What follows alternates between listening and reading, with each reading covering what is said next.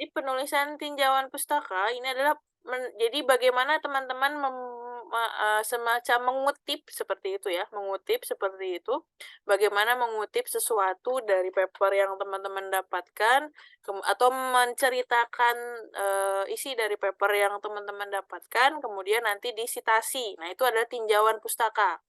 Beda halnya dengan daftar pustaka. Nama juga daftar ya, daftar. Jadi ini isinya adalah list.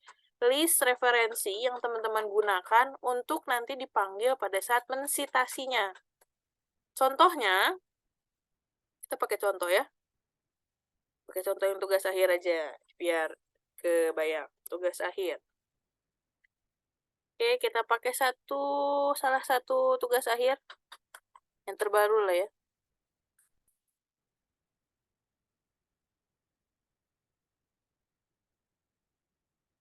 Ya, sorry agak lama. Oke, ini yang terbaru. Nah, kalau daftar pustaka, nah kalau di laporan TA itu tinjauan pustaka di template yang sebelumnya yang dulu-dulu itu template tinjauan pustaka itu ada di bab 2. Jadi di bab 2 itu selain menyampaikan landasan teori, juga menyampaikan tinjauan pustaka. Itu di template yang lama, hati-hati. Nah, di template yang baru, teman-teman nanti bisa dapatkan template-nya itu ada di web kita yang te.unjani.ac.id ya.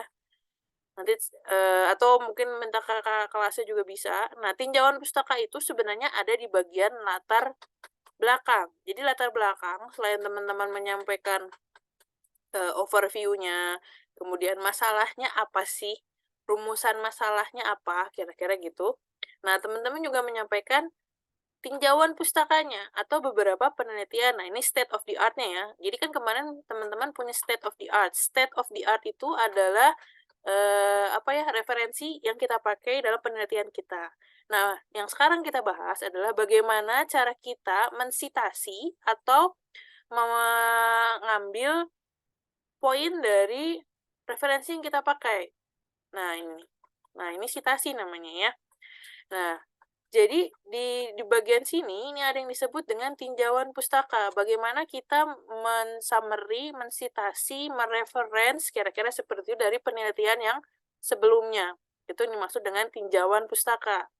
Nah, kalau daftar pustaka itu biasanya ada di akhir ya, ada di akhir. Nah, ini namanya daftar pustaka. Walaupun memang tinjauan pustaka dan daftar pustaka itu saling berhubungan. Nah, atau pembedanya itu adalah tinjauan pustaka itu adalah mensitasi kalau bahasa-bahasa. Kalau teman-teman sering dengar istilahnya Pak Handoko itu mensitasi, reference seperti itu ya. Nah, kira-kira itu bedanya tinjauan pustaka dan daftar pustaka. Ya. Tinjauan pustaka ini secara teori itu punya artinya adalah meninjau kembali pustaka yang terkait atau review of related literature. Makanya disebutnya tinjauan pustaka. Jadi dari referensi yang kita punya, kita tinjau kembali. Kira-kira penelitiannya apa sih yang dibahas? Permasalahannya relevan nggak dengan penelitian kita? Jadi misalkan di yang TA yang ini nih ya, di bagian bab 1 dia bilang bagian referensi, nah ini, beberapa penelitian terkait diantaranya adalah penelitian dengan judul, misal analisis implementasi perencanaan coverage area LTI dengan menggunakan Combat BTS di alun-alun Kota Bandung. Nah, berhubung tugas akhirnya membahas tentang perencanaan menggunakan coverage planning, nah dia ngebahas di sini. Nah, baiknya dalam kondisi mensitasi atau meninjau, harapannya teman-teman meninjau si pustakanya itu yang teman-teman pakai kemarin. Jadi kalau kemarin yang state of the art, kita buka state of the art punya teman-teman ya. Kemarin belum saya cek semua, belum saya nilai semua. State of the art. Oke, kita coba buka punya Iqbal. Punya Iqbal di sini misalkan dengan topik pengembangan sistem deteksi gangguan pada jaringan telekomunikasi menggunakan teknik kecerdasan buatan ya, dengan menggunakan artificial intelligence. Nah, si paper ini dimasukkan ke dalam tadi, tinjauan pustaka di bab 1 tadi, itu diceritakan, apa sih yang dibahas di sini, di paper ini, kira-kira gitu. Jadi bahasanya bisa gini, jadi kalau teman-teman melihat yang ini nih, nah ini judulnya misalnya, nah pada penelitian ini dibahas mengenai teknik deep learning berupa ini dalam mendeteksi gangguan dalam jaringan telekomunikasi.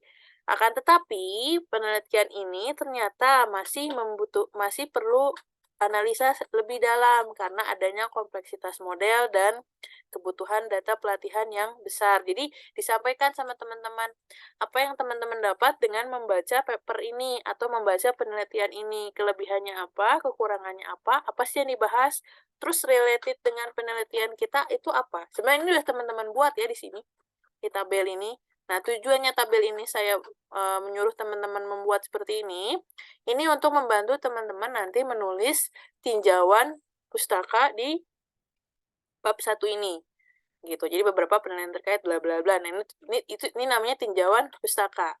Nah, setiap kali ada kita meninjau pustaka tersebut, kita wajib yang namanya mensitasi. Nah, ini namanya sitasi ya, 1, 2, ini sitasi. Nah, sitasi ini nanti kita reference berdasarkan daftar pustaka. Nah, yang mau saya ajarkan hari ini selain membahas tentang tinjauan pustaka dan daftar pustaka adalah bagaimana cara mensitasi. Karena kebanyakan mahasiswa mungkin belum paham bagaimana cara mensitasi yang mudah. Jadi kebanyakan manual, dia nulis sendiri di sini. Nah, ini udah pakai tools ya. Ada yang manual biasanya pakai gini. Ini 1, ntar dia nulis lagi daftar pustakanya manual di sini. Ada yang masih menggunakan menulis daftar pustaka manual di sini? Nih. Nah, ini daftar pustakanya nih, ini udah pakai tools ya, jadi dia nggak perlu ngetik. Nah, kalau zaman dulu nih ya, teman-teman menulis daftar pustaka yang seperti ini. Nah, ini manual, teman-teman. Teman-teman harus nulis namanya dulu, dibalik, nama belakangnya ditulis dulu, kemudian jangan lupa tahunnya, jangan lupa judulnya, tanggal apa? Tanggal rilis si tulisannya yang gitu-gitu lah ya. Atau tanggal terbitnya. Nah, ini cara menulisnya masih manual. Nah, saya sarankan teman-teman kali ini karena zamannya udah beda, teman-teman tidak menggunakan cara manual tersebut karena kemungkinan keliru atau salahnya itu besar. Nah, saya di sini mau sharing sama teman-teman bagaimana cara menulis daftar pustaka dan mensitasinya dengan menggunakan tools. Di sini ada 2 tools yang bisa teman-teman pakai. Pertama, teman-teman bisa pakai yang namanya bawaan dari Microsoft Word, itu adalah citation and bibliography. Ini harusnya di semua tools Microsoft Word ini ada. Seharusnya ada, ya. Nah, yang lebih enak lagi dan yang lebih canggih lagi itu adalah menggunakan Mendeley Desktop. Ya, Mendeley Desktop yang seperti ini. Nah, ini lebih enak lagi. Kalau menurut saya, ini lebih enak lagi Mendeley Desktop. Di sini ada yang sudah pernah pakai Mendeley?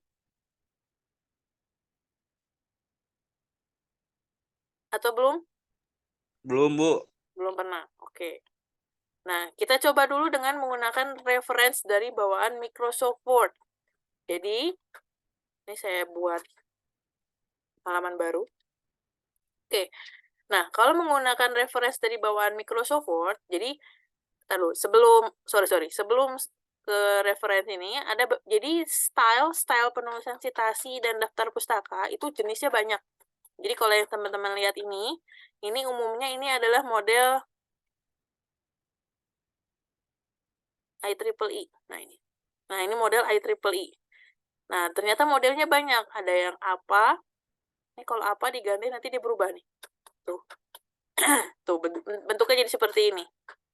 Jadi ada apa, ada yang umum nih ya, ada apa, ada Harvard, ada IEEE. Itu yang umumnya dipakai.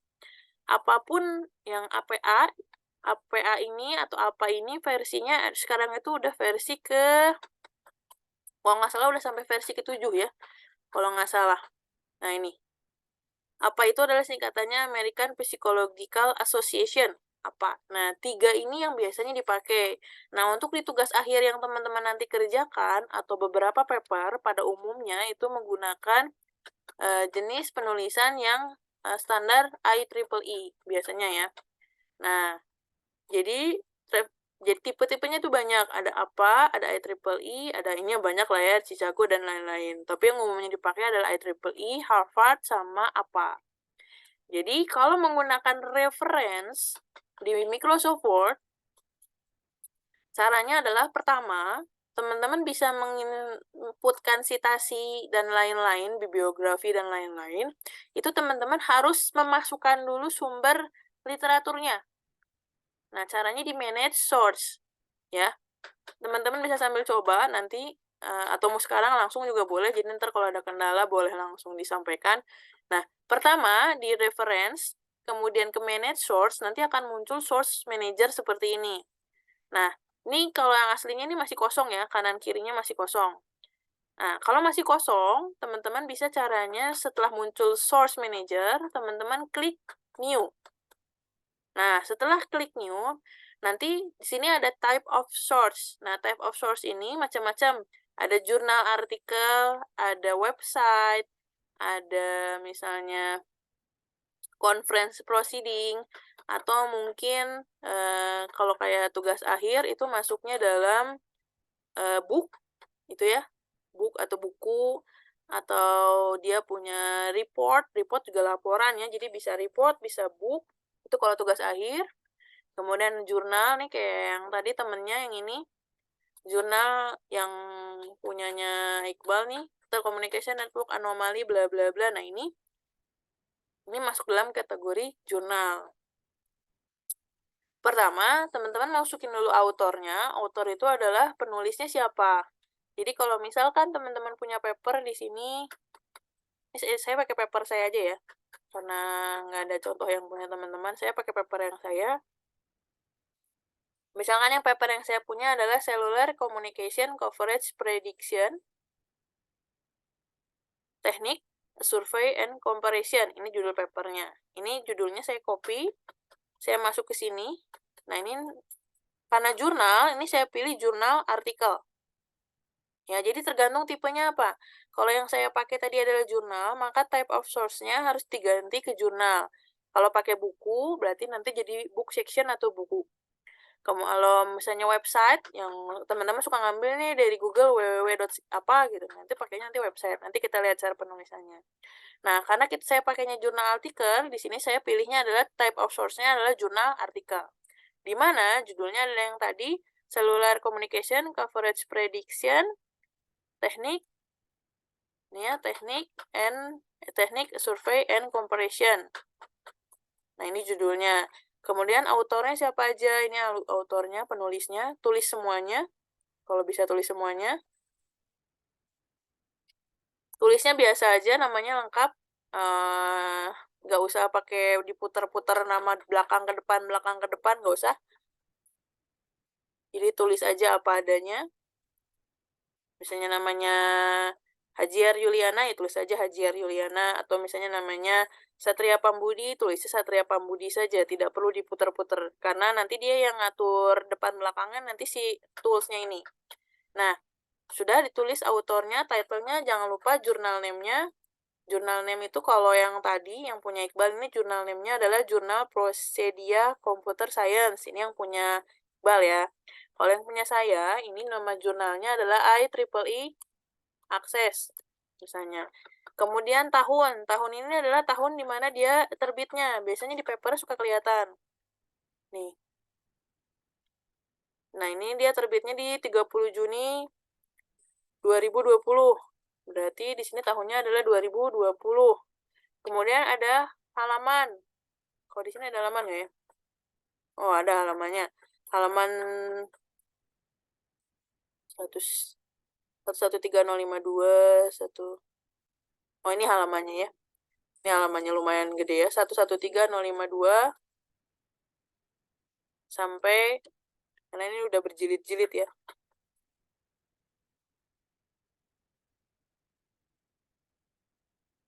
Oke, 113077. Nah, volume, kalau jurnal biasanya ada volume. Volume keberapa? Ini kalau di papernya sudah ada volume ke-8, volume ke-8. Teman-teman tinggal tulis 8. Kalau isunya nggak tahu, kosongin aja. Nah, kalau beberapa informasi ini teman-teman nggak punya nih, misalnya yang punya Iqbal ini, Iqbal hanya punya, dia papernya tahun berapa, rilisnya tahun 2016 misalnya. Nama jurnalnya tadi sudah ada, Jurnal Prosedia Computer Science, tapi, teman-teman nggak tahu nih dia halamannya berapa sampai berapa, kosongin aja. Jadi setahunya teman-teman aja, cuman punya title, jurnal, nama jurnal, tahun berapa, itu yang paling penting, sama autornya atau penulisnya. Kalau sudah, nanti di-okekan. Nah, nanti dia akan masuk di database teman-teman, juga akan masuk ke, nanti di Word yang akan mau teman-teman list. Nah, jadi di sini ada master list, ada current list. Kalau master list ini adalah database-nya teman-teman. Ini makanya di sini ada data-data saya yang lain ya, itu namanya master list. Kalau current list itu adalah list yang nanti mau teman-teman pakai di Microsoft Word-nya. Kira-kira seperti itu, ya. Nanti list-nya adalah seperti ini. Nah, itu kalau jurnal. Gimana, Bu, kalau saya punya yang dari web? Ini contohnya ya. Ini contoh yang dari web. Nah, ini website. Nah, dari website misalnya teman-teman, yang punya website-nya siapa? Misalnya ini kalau yang punya website-nya Intel ya. Nama judul apa tuh, artikel webnya apa, di sini ditulis. Bagaimana CPU mempengaruhi pengalaman gaming Anda misalnya. Nah, di sini dicantumkan kapan teman-teman ini mengakses halaman web tersebut. Tanggal berapa, bulan apa, tahun berapa. Ini perlu ditulis ya. Karena nanti untuk membantu daftar pustakanya. Jangan lupa link URL-nya nanti tulis. Kira-kira gitu. Nah, kalau teman-teman sudah misalnya daftar pustakanya nih, kayak yang punya teman-teman mahasiswa yang lain misalnya, sudah nih yang ini ada berapa ya? Sebentar. Ini ada sekitar 10. Nah, sudah 10 artikel yang teman-teman masukkan, nanti teman-teman bisa mengaturnya di sini, kira-kira seperti itu. Mengaturnya untuk menampilkannya. Nah, caranya, kalau untuk menampilkan daftar pustaka, misalnya ini halaman kosong ya, teman-teman sudah bikin listnya nih, tadi udah masukin semua, judulnya, autornya, dan lain-lain. Teman-teman sekarang mau nampilin daftar pustakanya. Nah, enaknya kalau pakai yang ini, yang cara yang ini, teman-teman nggak perlu nyusunin satu-satu, paper ke satu apa, paper kedua apa, nggak usah. Teman-teman tinggal di sini tinggal ngupdate saja. Sebentar, insert, page break. Nah, ini caranya adalah kalau ini halaman kosong, teman-teman tinggal masuk ke reference, kemudian di sini ada bibliografi. Bibliografi ini maksudnya adalah daftar pustaka. Ini bahasa Inggris ya. Teman-teman bisa pakai ada reference. Nah, pilihnya yang reference. Nanti tinggal teman-teman klik. Dia sudah muncul semua paper yang tadi teman-teman masukkan. Misalnya papernya ada 10 ya semua dimasukkan. Jadi teman-teman nggak perlu nulis satu-satu. Nggak perlu ngatur, ini harus tahun dulu apa penulis dulu ya? Ini judulnya taruh mana ya? Ini halamannya taruh di mana ya? Nggak perlu. Semua pengaturannya sudah diatur secara otomatis oleh sistemnya. Kalau teman-teman pakai yang namanya reference dari Microsoft Word tadi. Itu untuk menampilkan daftar pustaka. Ntar ini tinggal diganti ya. Reference ini diganti jadi daftar pustaka, tinggal diketik biasa. Nah, gimana kalau mau mensitasi, Bu? Nah, enaknya kalau pakai reference misal ya, kayak yang tadi di latar belakang bab 1, ini. Nah, ini misalnya teman-teman mau mensitasi. Ini anggap saya hapus dulu ya. Ini nggak ada. Nah, dia mau mensitasi nih, judulnya adalah analisis implementasi. Kalau pakai reference dari Microsoft Word, untuk mensitasinya, teman-teman dari reference, nanti pilih lagi di insert citation. Nanti pilih nama papernya apa, sesuaikan dengan judulnya. Kalau judulnya di sini adalah analisis implementasi coverage area LTE, berarti judulnya yang itu. Berarti insert citation, cari judulnya, analisis, ini saya nggak tahu penulisnya ya. Analisis perencanaan, implementasi. Nah, ini. Nah, sudah. Tinggal itu saja. Teman-teman tinggal insert citation, pilih artikelnya yang mana. Nanti dia akan menunjuk angka dari citasi yang tadi. Nah, biasanya kalau daftar pustaka itu urutannya itu adalah urutan dari kemunculan dari citasi yang teman-teman buat. Kalau IEEE ya.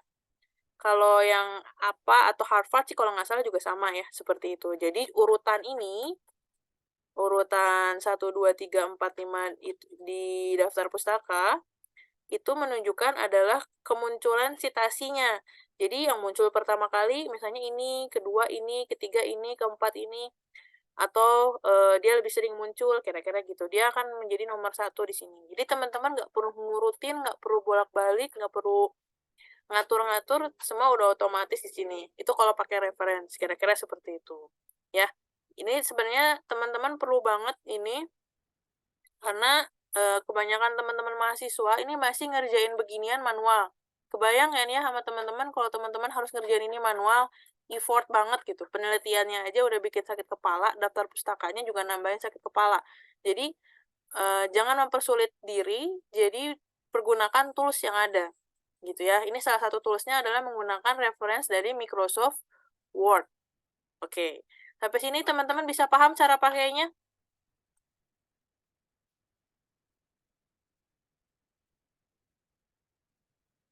Bisa dipahami? Yang lain? Bisa, Bu. Bisa, Bu. Ya, nanti silahkan dicoba. Nah, cara yang kedua itu adalah menggunakan Mendeley. Ini menurut saya yang paling enak banget ya. Teman-teman, kenapa? Karena kalau di reference yang Microsoft Word, teman-teman harus masukin manual satu-satu ya, si ininya, si artikelnya, jurnal artikel, masukin autornya, masukin judulnya, bla bla bla.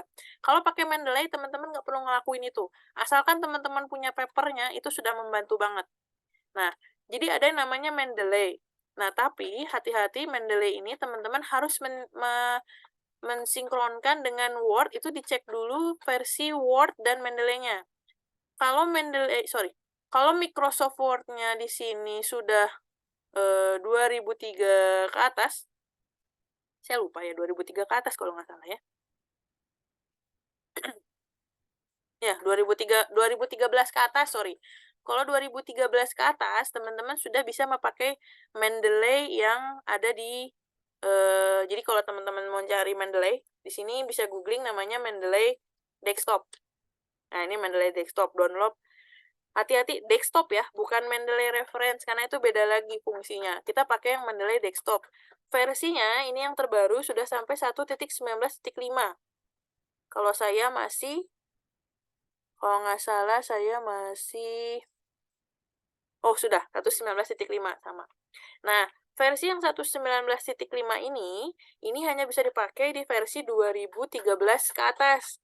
Jadi kalau teman-teman masih pakai Microsoft Word yang 2010 atau mungkin yang 2007, itu jangan pakai yang 1.19 karena pasti nggak akan bisa sinkron. Biasanya kalau nggak sepengalaman saya ya, karena saya pernah pakai Microsoft Word yang 2010, itu bisa pakai Mendeley Desktop. Itu juga setelah saya googling-googling, desktop yang 1.17. Nah, 1.17 ini bisa dipakai di Microsoft Word yang apa? 2010 ke bawah. Jadi 2010, 2007 itu bisa pakai yang Mendeley Desktop 1.19.